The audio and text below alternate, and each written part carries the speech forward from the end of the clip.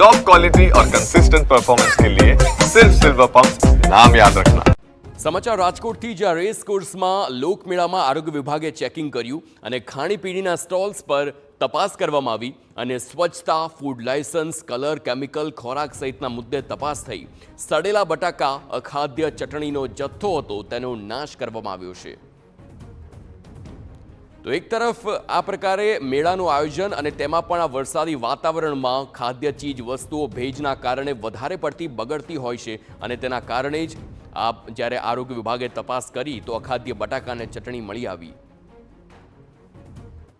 લોકમેળાનો આજે ત્રીજો દિવસ છે અને ત્રીજા દિવસે લોકોના આરોગ્ય સાથે ચેડા ન થાય તે માટે રાજકોટ મહાનગરપાલિકાની આરોગ્ય વિભાગની ટીમ છે તેમના દ્વારા તપાસ છે તે હાથ ધરવામાં આવી છે. આપ જે પ્રકારે દ્રશ્યો જોઈ રહ્યા છો કે લાખોની સંખ્યામાં જ્યારે લોકમેળામાં લોકો છે તે પહોંચતા હોય છે ત્યારે તેમના સ્વાસ્થ્ય સાથે ચેડા ન થાય તે માટે અહીં જે તપાસ છે તે હાથ ધરવામાં આવી અને તપાસમાં કેટલીક ગેરરીતિઓ છે તે સામે આવી છે જેને પણ રાજકોટ મહાનગરપાલિકાની આરોગ્ય વિભાગની ટીમ છે તેમના દ્વારા દૂર છે તે કરવામાં આવી. જે પ્રકારે તમે અત્યારે દ્રશ્યો જોઈ રહ્યા છો કે આરોગ્ય વિભાગની ટીમ છે તેમના દ્વારા અહીં જે તપાસ છે તે હાથ ધરવામાં છે. આપણી સાથે જે ફૂડ ઇન્સ્પેક્ટર છે તેમની સાથે વાત કરીશું. સર, અત્યારે જે ચેકિંગ છે તે હાથ ધરવામાં આવ્યું છે, શું સામે આવ્યું છે?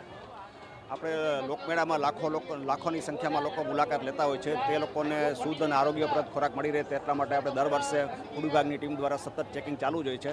જેના અનુસંધાને આપણે પ્રથમ દિવસે લોકમેળામાં ફૂડ રજિસ્ટ્રેશનની ડ્રાઈવ યોજી અને તમામને આપણે ફૂડ રજિસ્ટ્રેશનની ફી વસૂલ કરેલ છે. આશરે 11 જેટલા આઈસ્ક્રીમના સ્ટોલ છે તથા 40 જેટલા બીજા ખાદ્ય ચીજના છે સ્ટોલ. તો આપણે અત્યારે પણ ચેકિંગ આ સ્થળે હાથ ધરેલ છે. અહીં જે ચેકિંગ કરવામાં આવ્યું શું સામે આવ્યું છે? કેટલો ખોરાક નાશ કરવામાં આવ્યો?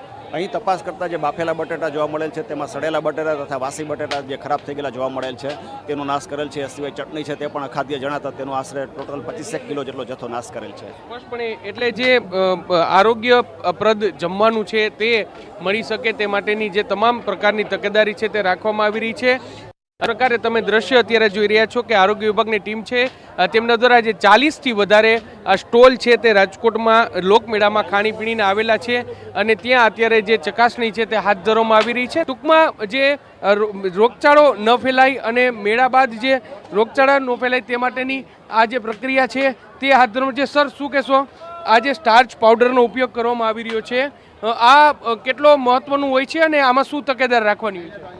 ખાસ કરીને મેળાની અંદર માણસો જે કંઈ ફરાળી ફૂડ માગે છે એમાં ખાસ કરીને ફરાળી ચિપ્સ છે જે હોટ ફેવરિટ હોય છે. બધા જનરલી ચિપ્સને અંદર ફરાળી પોતે સમજી અને આરોગ થાય છે. અહીં વેપારીઓ એવું કહે છે કે ભાઈ અમે આની અંદર તપકીરનો અમે પટ આપીએ છીએ પણ ખરેખર એ તપકીર નથી. એની અંદર જે છે એ મકાઈના લોટનો ઉપયોગ કરવામાં છે.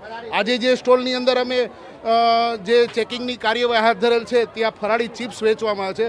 જે ખરેખર ફરાળી ચિપ્સ છે એ છે મકાઈના લોટની અંદર એનો પટ ચડાવી અને દાજિયા તેલનો ઉપયોગ કરવામાં આવે છે જે આપણે સ્પષ્ટપણે જોઈ શકાય છે. સ્પષ્ટપણે એટલે જે લોકોના સ્વાસ્થ્ય સાથે તો ચેડા થાય છે પરંતુ સાથે સાથે લોકોના આરોગ્ય જે તેમની ધાર્મિક લાગણી છે તેની સાથે પણ ચેડા થતા હોય તેવું લાગી રહ્યું છે. કારણ કે આઠમનો દિવસ છે આજે અને આઠમના દિવસે લોકો છે તે ફરાળી વાનગી આરોગતા હોય છે પરંતુ ફરાળીના જે નામે તપકીરની જગ્યાએ મકાઈના લોટનો છે તે ઉપયોગ કરવામાં આવી રહ્યો છે જેને લઈને જ આરોગ્ય વિભાગ છે તેમના દ્વારા આ કાર્યવાહી છે તે હાથ ધરવામાં આવી છે.